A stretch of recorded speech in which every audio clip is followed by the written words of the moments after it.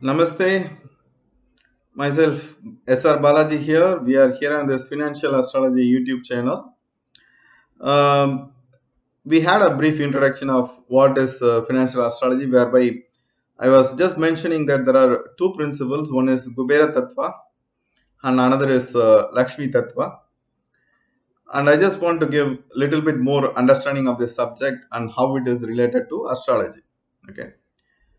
In Hindu mythology, the wealth is actually perceived in essence as something related to Mahalakshmi, and also there is a deity Kubera. Now, from the very way the deity is imaged and expressed in a physical form, there are certain notations which we can understand. Now, basically, most of us are operating in a Kubera Tattva mode, and especially when it comes to astrology, when you are trying to get some solutions, we are trying to again do that in a Kubera Tattva mode. There is nothing wrong in it, but the efficiency will be much better. Efficiency means the transformation, what we want in our life will be much better if it is based on Lakshmi Tattva. Now, let us have brief understanding of what this in an ideology way, then we will relate it to astrology. Now, Lakshmi, the origination of Lakshmi is said to be told like if one has to exist forever, immortal, they wanted Amrita. To get that Amrita, they were trying to have the support of both Devas and Asuras, and they were churning Parkadal, it's the ocean, and from that emerged Lakshmi. Now, if you see picture of goddess Lakshmi, her right hand will be in a blessing mode and gold coins will be seems to come out of that, and left hand is facing the cosmos. Lakshmi essentially from the cosmos receiving the energy as wealth and materializing it as the wealth forms that can be used in this world. Now, if you look at Kubera, golden bars and coins will be in front of him, and he will be in a sitting pose in front. Kubera is said to be a worshipper of Lord Shiva, and he has attained that post because of his tapas and noble characters. Now, most of us are like someone who has made some effort, sacrifice, and achieved something, attained something like Kubera, and due to which position we are in possession of some wealth.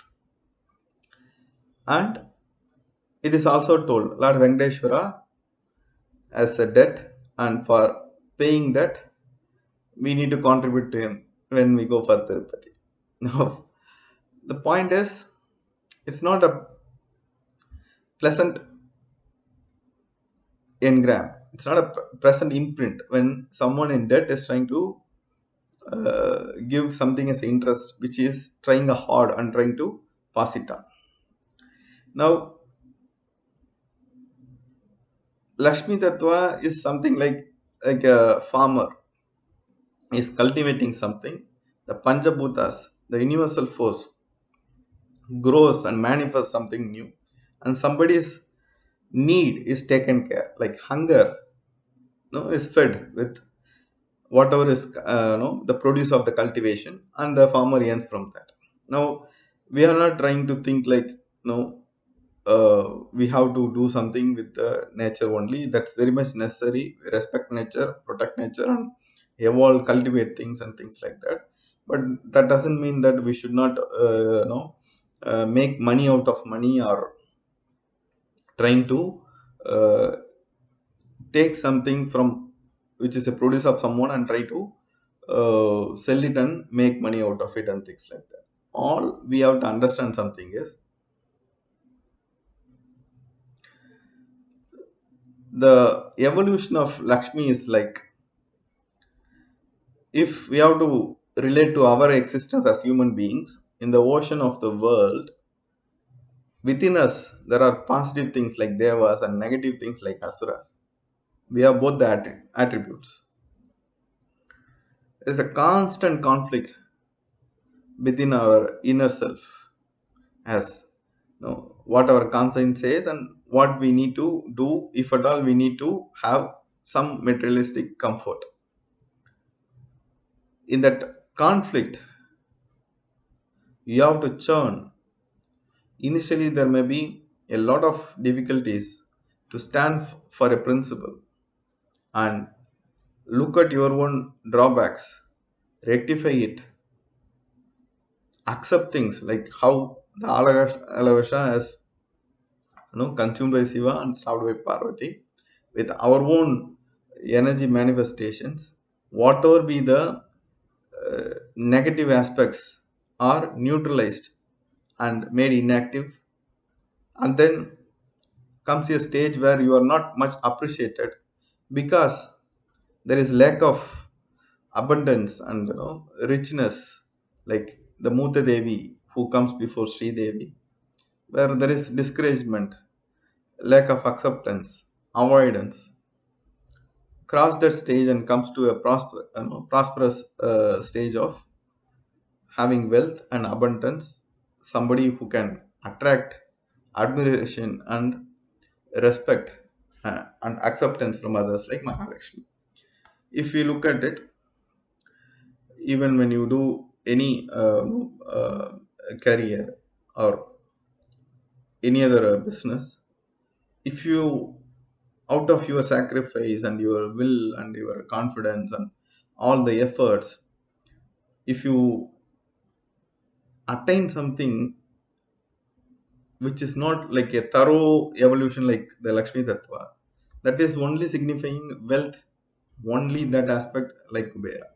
Whereas Ashtalakshmi, the 8 dimensions of Lakshmi, covers holistic 360-degree, abundance, which is a wealth in every aspect. That is a complete, fulfillment stage. That is possible only when you transform yourself. That is Lakshmi Tattva. Now, when it relates to astrology,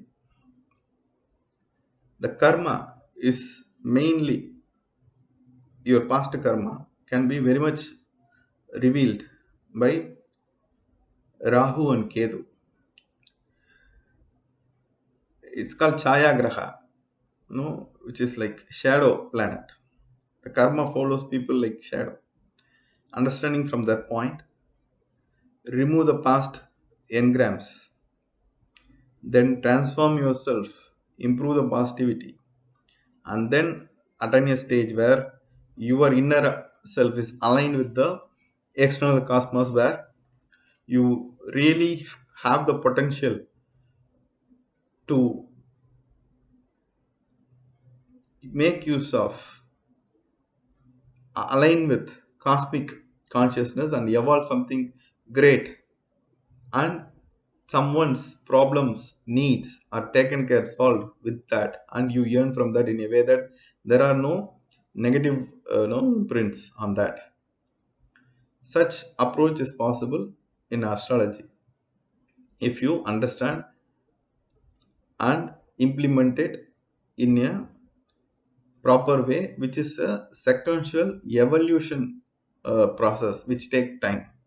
Like Lakshmi Tattva, the Parkadal is was meant to be for 1,000 years. They have been chanting that. Means It's a long process. Okay, so that will be the approach in for us to analyze things. That when I was talking about Rahu Kedu, I just want to tell, like, if you go to Ganapati, the initial tattva, when we are speaking in many temples near the Ganapati, the snakes, interlinking snakes, like statue will be there. That is like our DNA structure will very much relate to that. So the imprints, it has got positive and negative interaction of that, needs to evolve, and our conscious level has to raise. And at one stage we attain certain things where wealth is a byproduct of your evolved consciousness, creating something so much, positive and beneficial to people, and you also get a return benefit in multiple ways, which completes your 360-degree well-being, gives you fulfillment, in which money is also a part of it, and you are uh, enjoying it without any guilt or any other inefficiencies, like not having good health or having a relationship problem or something. So that is how the approach has to be, and we will be looking forward for guidance from astrology, which will be a transformational process rather than just finding facts and just trying to look for some quick fix solution. That won't be the approach. It will be a holistic transformation in which we have a proper inner alignment and connection to the cosmos, and that leads to a prosperous prosperity in life in different walks, and we attain wealth is the whole intent. Let's see more details in the further videos. Please subscribe and share, and also text me to the WhatsApp number that I had given. Some written content will be shared on the same topic. Thank you so much.